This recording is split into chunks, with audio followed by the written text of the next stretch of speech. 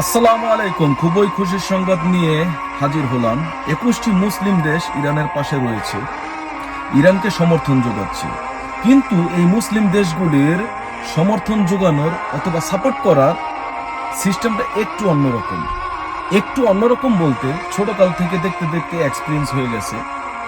প্রত্যেকবার যুদ্ধ লাগবে, প্রত্যেকবার ইসরায়েল অ্যাটাক করবে, তারপরে তারা টিভির পর্দায় হাজির হবে 4টা লাইন নিয়ে। প্রথম লাইন হলো ইসরায়েল আন্তর্জাতিক সীমানা অবজ্ঞা করেছে, জাতিসংঘের হস্তক্ষেপ চাই। দ্বিতীয় লাইন হলো ইসরায়েল নিরীহ এবং বেসামরিক মানুষকে হত্যা করছে, জাতিসংঘের হস্তক্ষেপ চাই। 3 নম্বর লাইন হলো ডোনাল্ড ট্রাম্পের কাছে আকুল আবেদন, ইসরায়েলকে চাপ প্রয়োগ করা এবং যুদ্ধ বন্ধ করা। 4 নম্বর লাইনটা হলো খুবই দুঃখজনক।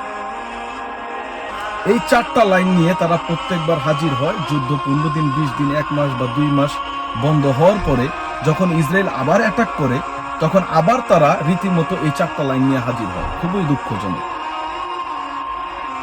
এই দুঃখজনক বলতে বলতে ফিলিস্তিনের গাজা যেরকম হয়েছে, আশেপাশে যেই মুসলিম কান্ট্রিগুলি আছে সব এক একটা গাজায় পরিণত হচ্ছে। এখন তারা লক্ষ্য করেছে ইরানকে যদি তারা দমাতে পারে, তাহলে মুসলিম কান্ট্রিগুলি অটোমেটিক তারা মাথা নিচু করে ফেলবে, আমেরিকার পিছে পিছে বা ইসরায়েলের পিছে পিছে ঘুরবে। এটাই হলো তাদের মূল লক্ষ্য। আর টিভির পর্দায় প্রত্যেকবার রীতিমতো তারা এসে বলবে খুবই দুঃখজনক, আজকে ইরানের, কালকে আপনার। এই ঝামেলা সবার ঘাড়ে পড়বে, এটা মনে রাখবে। আল্লাহ হাফেজ।